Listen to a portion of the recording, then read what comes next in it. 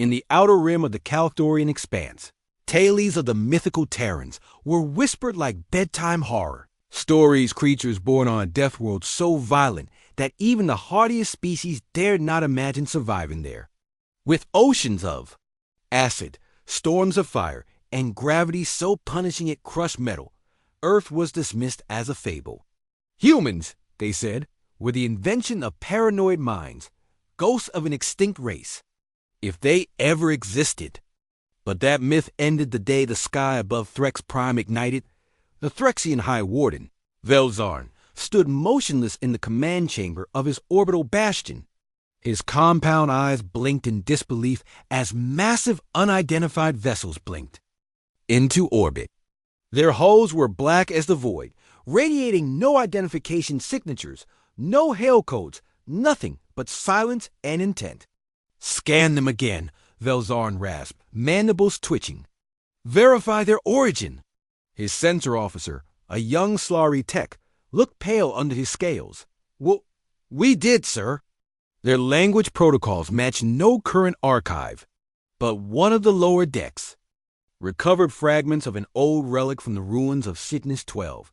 It has a name, United Terran Fleet. The bridge went silent.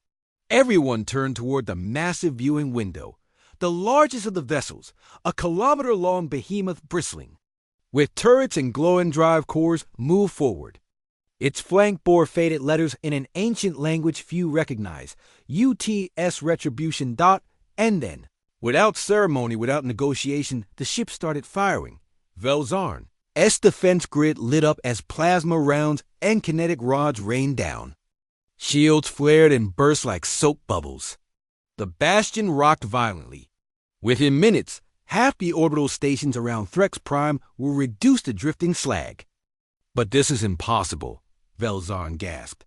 "The humans were a myth." Aboard the UTS Retribution, Admiral Kira Voss stared coldly at the holographic war map. The Threxian defensive lines were collapsing in record time. Beside her, Captain Jules Tremaine spoke with restrained amusement. "They're panicking?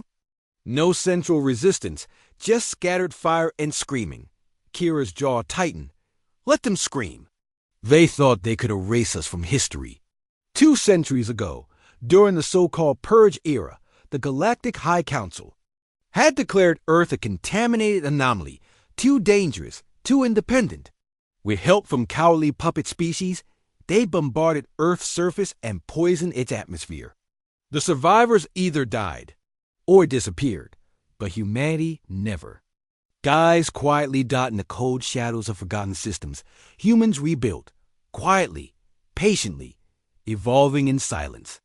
They forged weapons beyond the Council's imagination and trained on moons where gravity shattered bones. They studied alien war doctrines, memorized Council battle maps, and learned to exploit weakness, not just in body, but in spirit. Now, the myth had returned with guns. On the surface of Threx Prime, the panic was absolute. Jakin, a scholar of Xeno history, cowered in his university chamber as shockwaves shattered the skyline. His entire life had been dedicated to dismissing human records as exaggerated nonsense.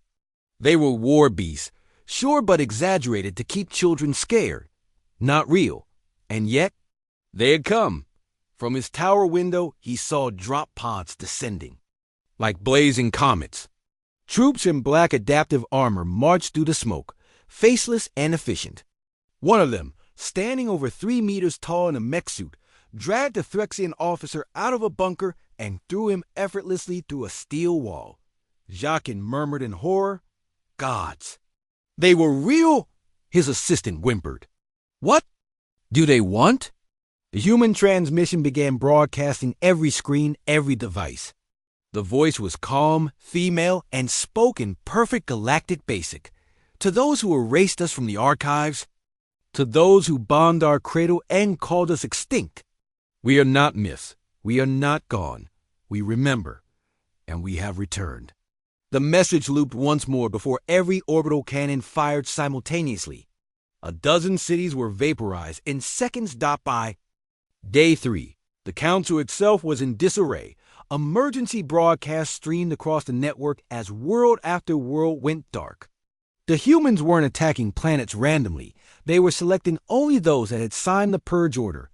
Every government complicit in Earth's destruction was being erased. One planet at a time, Velzarn's final message to the Council was a distorted, desperate cry. We thought they were extinct. We thought, static, they said they were just survivors. They are executioners now. Back aboard the Retribution, Admiral Kira stood before the last Council envoy, held in a containment cell. You should have left us alone, she said quietly. The envoy, a feathered Ritzery diplomat, trembled. Please, we'll give reparations, anything. This war, it doesn't have to end in extinction. Kira didn't flinch. We were peaceful. You called that weakness. Now you will learn what it means when legends return. Outside the ships, Window, Threx Prime cracked as its planetary shield failed. A final barrage of railguns split its mantle. The myth was now reality, and reality belonged to humans.